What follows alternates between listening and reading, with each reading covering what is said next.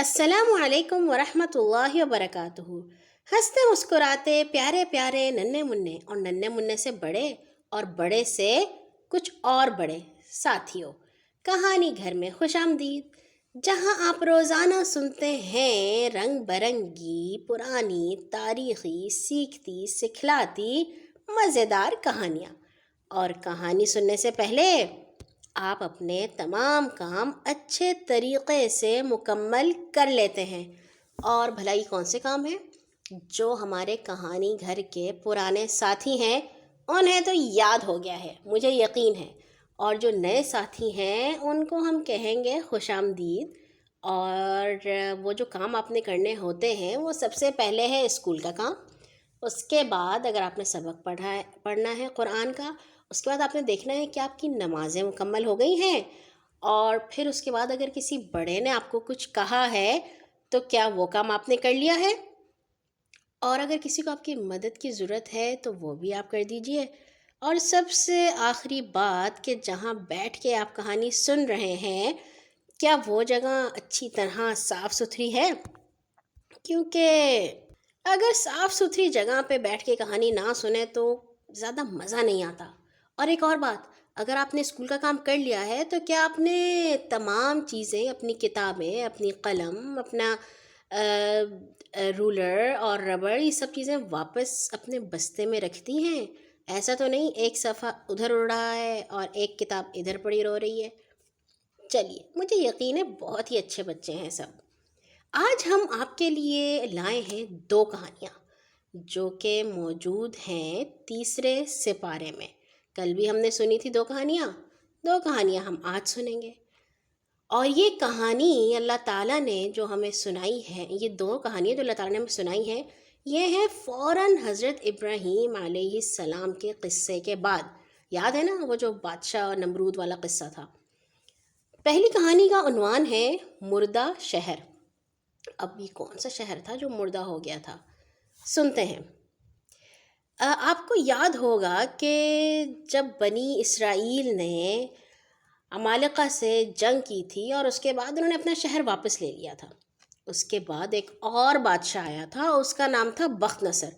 اس بخت نصر نے شام پر حملہ کر کے بیت المقدس جہاں پہ یہودی رہ رہے تھے اس کو پورا ویران کر دیا، ساری قتل و غارت توڑ پھوڑ کر کے بالکل شہر خالی کر دیا، اور بہت سارے اسرائیلیوں کو قید کر کے اپنے ہاں بابل لے گیا، جہاں پہ وہ رہتا تھا اس جگہ کا نام تھا بابل، اور آج کل ہم اس کو کہتے ہیں عراق۔ اب جب وہ جن کو قید کر کے لے کے گیا تو اس زمانے میں ایک نیک شخص ہوتے تھے، ان کا نام تھا عزیر علیہ السلام۔ حضرت عزیر کو بھی قید کر لیا اور بڑے دنوں بعد ان کو چھوڑا۔ اب جب حضرت عزیر قید سے نکل کر واپس اپنے وطن بیت المقدس جا رہے تھے تو راستے میں انہوں نے ایک مردہ اجڑا ہوا شہر دیکھا۔ اجڑا ہوا شہر یعنی ٹوٹا پھوٹا، کوئی وہاں پہ موجود نہیں تھا، درخت سارے ٹوٹ چکے تھے اور پرندے بھاگ چکے تھے، اور جو گھر تھے وہ بھی اچھی طرح میٹ ہو چکے تھے، اور بہت ہی برا حال تھا۔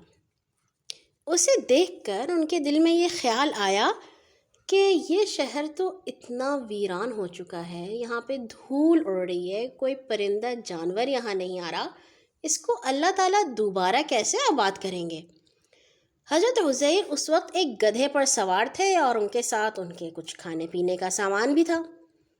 جیسے ہی انہیں یہ خیال آیا، اللہ تعالیٰ نے ان کی روح قبض کر لی، یعنی کہ جو روح ہوتی ہے نا ہمارے اندر، جب روح ہوتی ہے تو ہم کھا پی سکتے ہیں، بول سکتے ہیں، سوچ سکتے ہیں، اور جب ہمارے اندر سے روح نکل جاتی ہے تو ہم مردہ ہو جاتے ہیں۔ تو اللہ تعالیٰ نے حضرت عزیر کی روح کو قبض کر لیا اور حضرت عزیر جو تھے وہ فوت ہو گئے۔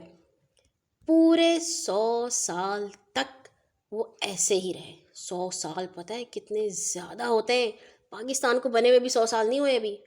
100 سال تک وہ ایسے ہی وہاں پہ پڑے رہے، ان کا گدھا بھی اور ان کے ساتھ کھانے پینے کا سامان بھی۔ اور چونکہ وہ شہر اجڑا ہوا تھا تو وہاں پہ نہ کوئی پرندہ آیا نہ کوئی جانور آیا، اللہ تعالیٰ نے بھی تو حفاظت کی۔ اور پھر اس کے بعد اللہ تعالیٰ نے انہیں دوبارہ زندہ کیا اور پوچھا کہ بتائیے آپ کب کس عرصے تک کتنی مدت سے آپ اس حال میں پڑے ہیں؟ حضرت عزیر کو ایسا لگا کہ میں تو ابھی سویا تھا. ان کے پاس کوئی گھڑی بھی نہیں تھی، ان کے پاس کوئی کیلنڈر بھی نہیں تھا کہ وہ دیکھتے کہ اس وقت کیا تاریخ تھی، اب کیا تاریخ ہے. اخبار بھی نہیں ہوتا تھا، اخبار میں دیکھ کے تاریخ کا پتہ چل جاتا ہے. اور ان کے پاس صرف سورج ہی تھا. انہوں نے سوچا کہ جب میں سویا تھا، ان کو تو ایسا ہی لگا تھا کہ وہ سوئے ہیں. انہوں نے کہا جب میں سویا تھا تو اس وقت دن صبح کا حصہ تھا اور اب دوپہر ہو گئی ہے، تو بس اتنی ہی دیر میں سویا ہوں، یا ہو سکتا ہے دو دن سویا ہوں، کیونکہ اس سے زیادہ تو کوئی بھی نہیں سو سکتا نا. اللہ تعالیٰ نے فرمایا دیکھو تم 100 سال سے یہاں پڑے رہے. اب جب حضرت عزیر نے یہ دیکھا، اپنے آپ کو دیکھا اور اپنے کھانے پینے کی چیزوں کی طرف دیکھا، تو انہیں لگا کہ وہ تو ویسے کے ویسے ہی ہیں، بوڑھے بھی نہیں ہوئے تھے اور ان کو کچھ فرق بھی نہیں پڑا تھا. مگر جب انہوں نے اپنے گدھے کی طرف دیکھا تو اس کی ہڈیاں تک بالکل گل گئی تھیں. آپ کو پتہ ہے نا، اگر کوئی ایسے ہی جو ہے وہ جب ہم کسی کو دفناتے بھی ہیں تو ان کی جو ہڈیاں ہوتی ہیں وہ کیڑے کھا جاتے ہیں، ختم ہو جاتی ہیں. تو اب جب انہوں نے گدھے کو دیکھا تو انہیں پتہ چلا یہ تو واقعی 100 سال ہو گئے. پھر ان کے دیکھتے ہی دیکھتے وہ جو گدھے کی ہڈیاں رکھی تھیں ان کو کسی نے کھایا نہیں تھا، وہ خراب نہیں ہوئی تھی کیونکہ اللہ تعالیٰ نے اس کی حفاظت کی تھی. وہ ہڈیوں میں حرکت پیدا ہوئی، وہ ہلنا شروع ہو گئی اور خود بخود جڑنے لگیں. پھر ہڈیوں کے اس پنجر پر جو اس کا جو اسکیلیٹن تھا، وہ جو ڈھانچہ تھا، اس کے اوپر گوشت چڑھنا شروع ہوا اور دیکھتے ہی دیکھتے گدھا زندہ ہو کر کھڑا ہو گیا.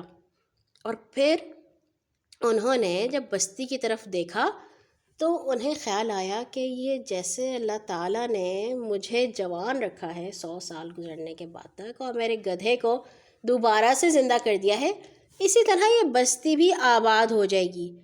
اور پھر اس کے بعد کیا ہوا کہ جب وہ واپس اپنے گاؤں میں آئے جہاں پہ وہ رہتے تھے، تو ان کے بیٹے تو بوڑھے ہو چکے تھے اور حضرت عزیر جو تھے وہ بالکل جوان تھے. یہ اللہ تعالیٰ کی قدرت ہے، اللہ تعالیٰ جو چاہتے ہیں وہ کر سکتے ہیں. یہ تو تھی ہماری پہلی کہانی. ہماری دوسری کہانی ہے اللہ تعالیٰ کے بہت ہی پیارے دوست کی، جانتے ہیں نا، خلیل اللہ حضرت ابراہیم علیہ السلام کی. اور اس کہانی کا عنوان ہے مردہ پرندے. پچھلی کہانی مردہ شہر تھی نا، اب ایسی ہی کہانی ہے مردہ پرندوں کی. بھلا پرندے کیسے مر گئے تھے، سنتے ہیں. حضرت ابراہیم خلیل اللہ علیہ السلام نے ایک مرتبہ اللہ تعالیٰ سے کہا کہ اللہ تعالیٰ میں دیکھنا چاہتا ہوں کہ جب کوئی مر جاتا ہے تو دوبارہ کس طرح زندہ ہوتا ہے. اللہ تعالیٰ نے پوچھا ابراہیم کیا آپ کا اس بات پر ایمان نہیں ہے؟ ابراہیم کہنے لگے ایمان تو میرا ہے، لیکن میں یہ چاہتا ہوں کہ میں اپنی آنکھوں سے دیکھوں. اللہ تعالیٰ نے کہا ٹھیک ہے، تم ایسا کرو کہ 4 پرندے پالو، ان کو خوب کھلا پلا کر اچھی طرح اپنے ساتھ ہلا لو، یعنی وہ دوستی ہو جائے خوب آپ کے پرندوں سے. پھر ایسا کرو کہ انہیں ذبح کر کے ان کا قیمہ بنا کر اپنے ارد گرد کے پہاڑوں پر تھوڑا تھوڑا گوشت رکھ دو. پھر ان پرندوں کو پکارنا تو دیکھنا وہ پرندے زندہ ہو کر دوڑتے ہوئے آپ کے پاس آ جائیں گے. چنانچہ حضرت ابراہیم علیہ السلام نے ایک مرغ، ایک کبوتر، ایک گدھ، ایک مور، ان 4 پرندوں کو پالا اور ایک مدت تک ان کو خوب کھلا پلا کر ان کے ساتھ دوستی کر لی. پھر ایک دن انہوں نے ان 4 پرندوں کو ذبح کر کے ان کے سر اپنے پاس رکھے اور باقی گوشت کا قیمہ بنا کر تھوڑا تھوڑا گوشت اپنے ارد گرد کے 4 پہاڑوں پر رکھ دیا. اور پھر دور سے کھڑے ہو کر ان پرندوں کو نام لے کر پکارنا شروع کیا. یا ایھا الدیک، یعنی کہ اے مرغ، یا ایتھا الحمامہ، اے کبوتر، یا ایتھا النسر، اے گدھ، یا ایھا الطاؤس، اے مور. آپ کی پکار پر ایک دم پہاڑوں سے گوشت کا قیمہ اڑنا شروع ہو گیا اور ہر پرندے کا گوشت پوست ہڈی پر الگ ہو کر 4 پرندے تیار ہو گئے.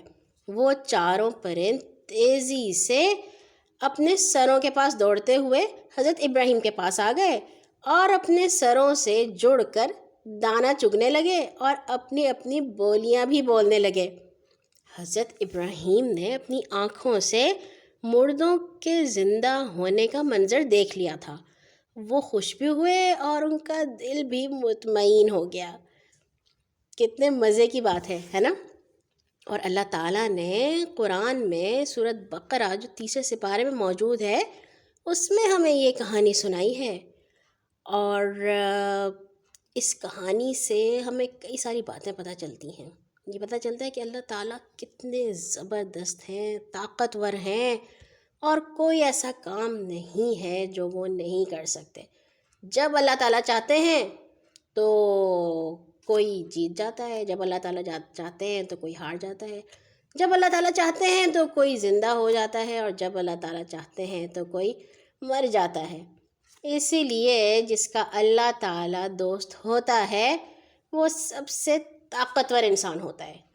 اللہ تعالیٰ سے دعا ہے کہ ہم سب کو بھی وہ اپنا پکا دوست بنا لے۔ کل آئیں گے ایک اور نئی کہانی کے ساتھ انشاءاللہ۔